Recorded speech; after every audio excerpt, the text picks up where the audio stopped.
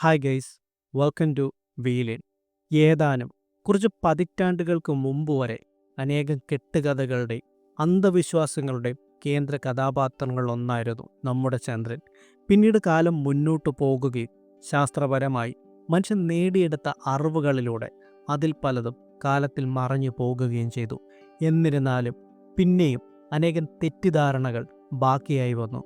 1966 വരെ നീണ്ടുനിന്ന ചിന്തകളിലൊന്നായിരുന്നു ഒരു മനുഷ്യനിർമ്മിത പേടകത്തിനും ചന്ദ്രനിൽ അതിൻ്റെ പാദമുദ്ര ഉറപ്പിക്കുവാൻ സാധിക്കുകയില്ല എന്ന്. കാരണം ചന്ദ്രനിൽ കാല് കുത്തുമ്പോൾ തന്നെ അത് പൂർണ്ണമായും ചന്ദ്രൻ്റെ പൊടിപടലങ്ങളിൽ മുങ്ങിത്താണ്ടു പോകുമെന്ന് അവർ വിശ്വസിച്ചിരുന്നു. അങ്ങനെ ഒരു കാലം വരെ നീണ്ടുനിന്ന നിഗൂഢതകളുടെയും തെറ്റിദ്ധാരണകളുടെയും കേന്ദ്രമായ ചന്ദ്രനെ തേടിയുള്ള ആദ്യ യാത്രകൾ നടത്തിയത് സോവിയറ്റ് യൂണിയനായിരുന്നു. വർഷം 1959 ജാനുവരി 2 വിക്ഷേപിച്ച ലൂണ 1 ദൗത്യത്തിലൂടെ തുടങ്ങി 1966 ആയപ്പോഴേക്കും ലൂണ 9 ചന്ദ്രനിൽ ആദ്യമായൊരു പേടകം സോഫ്റ്റ് ലാൻഡ് ചെയ്ത് അവർ പല തെറ്റിദ്ധാരണകളും മാറ്റിയെടുക്കുകയുമുണ്ടായി. ശീതമഹായുദ്ധകാലത്ത് ഒട്ടും പിന്നോട്ടു പോകുവാൻ തയ്യാറല്ലാതിരുന്ന അമേരിക്ക അതിന് മറുപടി നൽകിയതാകട്ടെ 1961 ആരംഭിച്ച അപ്പോളോ ദൗത്യത്തിലൂടെ.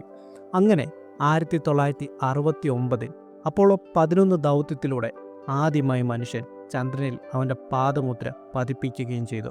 പക്ഷെ അങ്ങനെയൊക്കെയാണെങ്കിലും 1972 അപ്പോളോ 17 ശേഷം പിന്നീട് മനുഷ്യനെ വഹിച്ചുകൊണ്ട് ഒരു പേടകം ചന്ദ്രനിലേക്ക് യാത്ര തിരിച്ചിട്ടില്ല.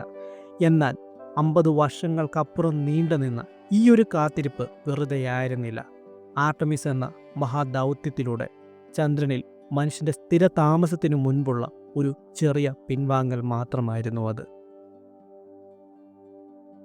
ഗ്രീക്ക് ഇതിഹാസങ്ങളിലെ ചന്ദ്രൻ്റെയും വേട്ടയാടലുകളുടെയും വന്യമൃഗങ്ങളുടെയും ദേവതയും അപ്പോളോയുടെ ഇരട്ട സഹോദരിയുമായ ആർട്ടമിസിൽ നിന്നുമായിരുന്നു ചന്ദ്രനിൽ മനുഷ്യൻ്റെ സ്ഥിരതാമസം ഉറപ്പിക്കുവാനുള്ള ഈ ദൗത്യത്തിന് ആർട്ടമിസ് എന്ന പേര് ലഭിക്കുന്നത്.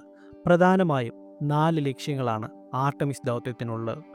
ഇത്രയും കാലം ചന്ദ്രനിൽ കാലുകുത്തിയവരെല്ലാം വെളുത്ത വർഗ്ഗക്കാരായ പുരുഷന്മാർ മാത്രമാണെങ്കിൽ ചരിത്രത്തിൽ ആദ്യമായി ക്രിസ്റ്റീന ഹമോക്ക് എന്ന വനിതയിലൂടെ വിക്ടർ ഗ്ലോവർ എന്ന ആഫ്രിക്കൻ വംശജനിലൂടെ ഈ പഴയ ചരിത്രം അവർ മാറ്റിക്കുറിക്കുകയാണ്. ഈ പതിറ്റാണ്ടിൻ്റെ അവസാനമാകുന്നതോടുകൂടി ചന്ദ്രനിൽ മനുഷ്യൻ്റെ സ്ഥിര സാന്നിധ്യം ഉറപ്പാക്കുന്നതും ചന്ദ്രനിൽ താമസിക്കുന്ന കാലയളവിൽ കിട്ടുന്ന അറിവുകളിലൂടെ ഭൂമിയല്ലാതെ മറ്റൊരു ഗ്രഹത്തിൽ എങ്ങനെ മനുഷ്യജീവിതം സാധ്യമാകുമെന്നതിന് വിശദമായ പഠനങ്ങൾ നടത്തുവാനും അങ്ങനെ കാലാകാലങ്ങളായി ചേർത്ത് വെക്കുന്ന ഈ അറിവുകളിലൂടെ ജീവൻ്റെ തുടുപ്പുകൾ തേടി ചൊവ്വയിലേക്കുള്ള മനുഷ്യൻ്റെ യാത്രകൾക്ക് തയ്യാറെടുക്കുക എന്നതുമാണ് ആർട്ടമിസിൻ്റെ പ്രധാന ലക്ഷ്യങ്ങൾ. അങ്ങനെ ഇതുമായി ബന്ധപ്പെട്ട് ആർട്ടമിസ് ദൗത്യത്തിൻ്റെ ആദ്യ പറക്കൽ നടന്നത് 2022 നവംബർ 16 ഓറിയോൺ സ്പേസ് ക്രാഫ്റ്റിനെ വഹിച്ച് പറന്നുയർന്ന നാസയുടെ SLS അഥവാ സ്പേസ് ലോഞ്ച് സിസ്റ്റം 25 ദിവസം നീണ്ടുനിന്ന ഈ ദൗത്യത്തിലൂടെ ചന്ദ്രന് വലയം വയ്ക്കുകയും 2022 ഡിസംബർ 11 പസഫിക് ഓഷ്യനിൽ ഓറിയോൺ തിരിച്ചിറങ്ങുകയും ചെയ്തു. ഇനി ഈ വർഷം 2025 വിക്ഷേപിക്കുവാൻ പദ്ധതിയിടുന്ന ആർട്ടമിസ് 2 അഥവാ ലൂണാർ ഫ്ലൈബൈയിലൂടെ 4 ബഹിരാകാശ സഞ്ചാരികളുമായി 10 ദിവസം നീണ്ടു നിൽക്കുന്ന യാത്ര ചന്ദ്രനിലേക്ക് നടത്തുകയും അവർ തിരികെ എത്തുകയും ചെയ്യും.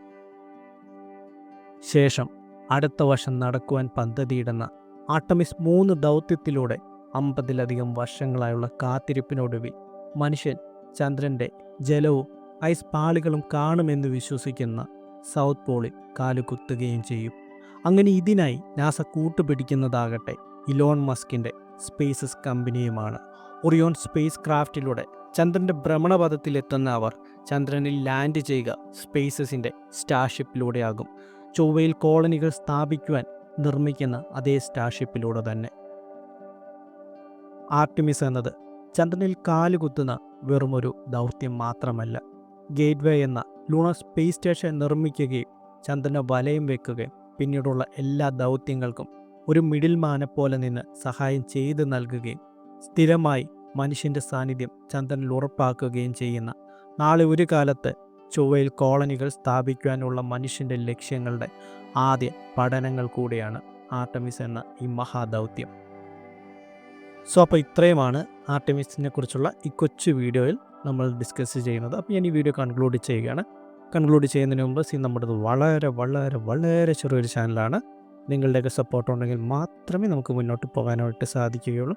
അപ്പോൾ എല്ലാവരും ചാനൽ സബ്സ്ക്രൈബ് ചെയ്യണമെന്നും ലൈക്ക് ചെയ്യണമെന്നും വീഡിയോയിൽ എന്തെങ്കിലും പോരായ്മകളുണ്ടെങ്കിൽ അത് കമൻറ്റ് ചെയ്യണമെന്നും ഞാൻ നിങ്ങളുടെ അടുത്ത് റിക്വസ്റ്റ് ചെയ്യുകയാണ്. അപ്പോൾ ടാറ്റാ ബൈ ബൈ, നമുക്ക് അടുത്തൊരു വീഡിയോയിലൂടെ കാണാം.